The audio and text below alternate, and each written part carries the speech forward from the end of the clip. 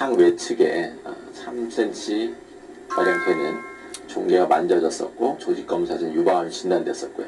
여기서 이제 암세포가 떨어져 나가서 림프관을 딱 타고 겨드랑이 림프절에 가서 이제 전이가 된 그런 모습이고요. 항암 치료를 이제 6차까지 먼저 받으시고 그 다음에 암의 사이즈를 많이 줄여서 유방을 보존하는 그런 수술을 하셨습니다.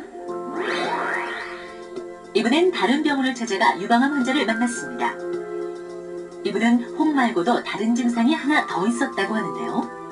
그 겨드랑이하고 유방 사이에 약간 찌릿찌릿 통증이 한두 번 계속됐는데 그래서 놀래가지고 밤에 자다가 깨기도 하고 있는데 조그만 몽골이가 만져주었었어요. 그러니까 어느 날 좀 완전히 커졌길래 이제 병원을 진짜 이래서는 안 되겠다 해서 병원을 오게 된 거고요. 처음에 내원했을 때는 요도 밑에서 종양이 발견되고 요도가 함몰되어 있었습니다. 바로 요도 밑에 큰 혹이 있는데 한 3.5cm 혹이 있으면서 악성 소변을 시사하고 있는 미세 석회가 같이 동반된 것을 볼 수 있습니다. 그래서 이 환자는 유방을 절제하는 그런 수술을 시행했던 환자입니다. 여성에게 유방암이란 그야말로 하루아침에 날벼락을 맞은 충격이었는데요. 제가 암이라고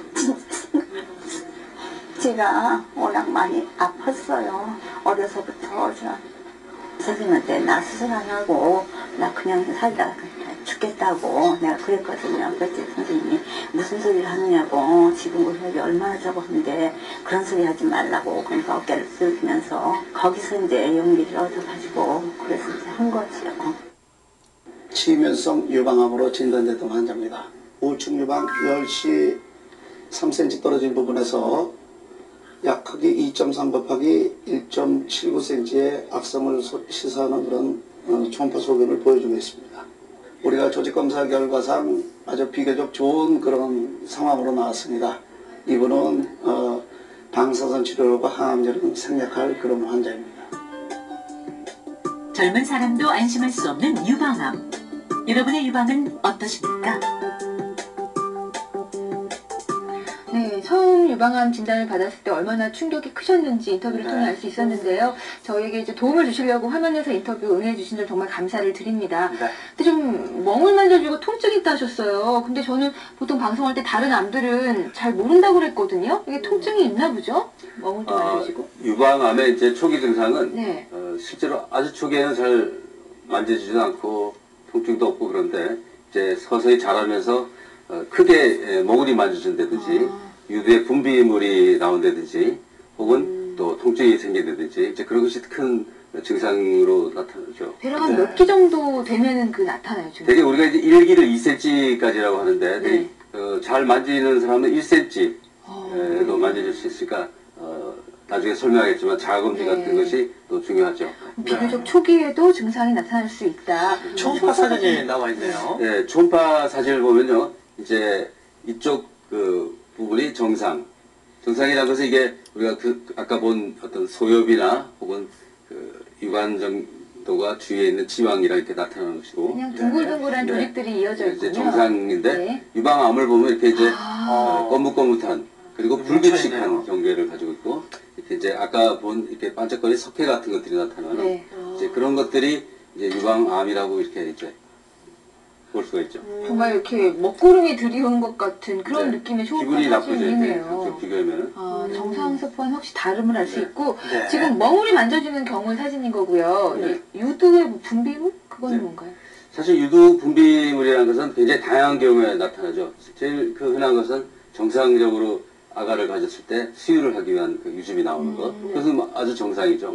이제 그렇지만은 그런 유즙이 아기를 다 목에 나가고 끝났는데 뭐 50대 나타나든지 이런 경우도 있지만은 그래서 이제 암과는 관련이 없고요. 우리가 이제 어떤 생리적으로 혹은 어떤 뇌에 호르몬 이상으로 생긴다 이렇게 볼 수 있지만은 뭐 그런 것도 이제 암은 아니다 이렇게 아시면 되겠고 실제로 우리가 이제 암이 의심되는 경우에는 유두의 일부에 특히 이제 양쪽에서 동시에 나오는 것이 한쪽에서만 나온다든지 우리가 이제 한쪽 유두에는 관이 한 15개에서 20개 있는데 특별히 한 구멍에서만 오래 나온다든지 이제 그런 것이 좀 우려가 되고 그러나 그것도 대부분은 암이 아닌 양성인 경우가 더 많습니다. 그 중에 한 10% 정도가 암을 의심할 수 있는데 어쨌든 검사하고 의사를 만나야 되겠죠. 네. 통증을 느끼는 분들도 있더라고요. 유방. 통증이란 것은 실제로 여성분들도 잘 알겠지만은 두통만큼 흔합니다. 아, 그래요? 두통만큼 흔하죠. 그것도 그 주기에 따라서 네. 주기에 따라서 달라지고 그렇기 때문에 대부분은 암과는 무관한 어떤 생리적인 현상이라 이렇게 볼 수 있는데 이 통증도 지나치게 한 부분만 국한되든지 혹은 그것이 오랫동안 지속될 경우는 또 의사를 한번 찾아보는 것이 좋겠습니다. 그 외에는 또 어떤 증상들이 있을 수 있을까요? 그 외에는 이제 피부에 함몰이랄지 아까 사진에 본 어떤 이렇게 유두가 들어간다든지 네. 혹은 파제스 병이라고 그래서 피부 자체가 이렇게 꽃처럼 되는 괴양같이 괴양같이 되는 어. 그런 것이 좀 진행이 되는 경우지만은 어쨌든 주의 깊게 변화가 있으면 또 가봐야 되겠습니다. 근데 그 멍울이 있어서 병원을 찾았는데 검진해 보니까 아니 아무 증상 없습니다 이렇게 얘기하는 경우도 있더라고요. 그것이 사실 더 많겠죠. 왜냐면은 이제 여성들이 가슴을 잘 만져보면은 실제로 상당히 다양한 형태로 만져준다. 네, 그래서 굉장히 의심이 돼요. 나 뭐 있나 봐 이런 의심이 자꾸 들더라고요. 다른 분의 가슴을 잘 안 만져봤죠. 저는 이제 상당히 여성들의 말이 저마다 다릅니다. 그렇기 때문에 아까 그 지방 조직의 어떤 분포에 따라 예를 들면 서양 여자랑 동양 여자가 다르잖아요. 네. 그러면 근본적으로 지방의 그 분포가 다르기 때문에 그러니까 지방이 만져지는 가운데 유선이 만져지고 하면서 어떤 때는 멍울이 있는 것처럼 만져지기도 하고 그렇기 때문에 대부분 만지는 것을 그러니까 잘 해서 무조건 멍울이다 이렇게 놀랄 것이 아니라 이따 이제 제가 자가 검진해서 말씀드리겠지만은 그런 요령을 익힐 필요가 있죠. 네. 그러면은 뭐 증상이 있어서 또 검진을 받아봤을 때 양성 종양이라서 별 문제가 없다면은 그럼 제거를 하지 않아도 되는 겁니까? 네, 양성 종양이라는 것도 굉장히 다양합니다. 이제 흔한 섬유선종이라 이렇게 공처럼 만져지는 것부터요. 그래서 양성 중에서도 우리가 특별한 경우에 세포가 이상한다든지 할 때는 진단 목적으로 또 제거를 하기도 하고 또 우리가 모든 것을 제거할 필요는 없지만은 이 증상이 나타난다. 즉 뭐가 만져져서 신경이 쓰인다든지 혹은 그 자체가 크다든지 이럴 경우에는 제거하는 것이 바람직하겠습니다. 네. 지금 저희가 이제 진행하면서 계속 뭐 자가검진 중요성을 살짝 강조해 주셨는데요. 생각해보니 저는 제 가슴을 만져본 기억이 별로 없어가지고 자가검진을 제대로 좀 배워봐야겠다는 생각이 들어요. 네. 자세한 설명 부탁드립니다. 네. 네. 자가검진이라는 것은 기본적으로 시진과 촉진, 즉 보는 것과 이제 촉진인데 제가 이제 도표를 해서 보면요. 두 분 한번 해보시죠. 네. 일단은 이제 우리가 매일 할 필요는 없습니다. 한 달에 한 번. 이제 생리가 있는 분들은 가슴이 생리 끝나고 3일, 5일에서 가장 부드러워지거든요. 그때를 기억하든지. 생리가 끝난 사람들은 폐경이 된 분은 매달 첫째 날 뭐 이렇게 기억하겠죠. 목욕 가는 목욕을 한 달에 한 번은 안 하죠. 그러니까 그것을 정해서 이럴 경우 거울을 비춰서 자기 이제 가슴에 변화를 봅니다. 제일 중요하게 생각했을 때 여러분들이 스스로 뭘 진단한다 이런 것보다는 변화를 찾는 겁니다. 변화. 저번 달에 그렇지 뭐가 달라진지 합니다.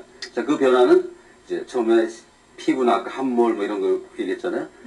처음에 이렇게 서서 이렇게 쳐서 옆구리에 손을 올리는군요. 왜냐하면 그것은 근육을 긴장해서 남자의 그 가슴 근육 있잖아요. 여자도 숨어 있죠. 근육을 긴장시키게 되면은 그 밖에 있는 변화들이 바깥으로 나타나기가 쉽습니다. 긴장을 해서 좌우 대칭. 사실 이제 비대칭 분들이 많죠. 정상적으로 좌우 대칭이 변했는지 혹은 유두 피부 함몰이 있는지 혹은 피부가 이렇게 들어가는 수가 있죠. 그런 것도 같이 하고. 그다음 이것을 이제 양손을 또 위로 올려서 하는 이유도 마찬가지로 긴장한 부분을 다르게 하면서 특히 겨드랑이 부위 이제 이렇게 올리면서 피부가 끌려 들어가죠. 그렇게 될 경우에는 피부 함몰 같은 것이 쉽게 나타납니다. 이제 스스로 만져보는 거죠.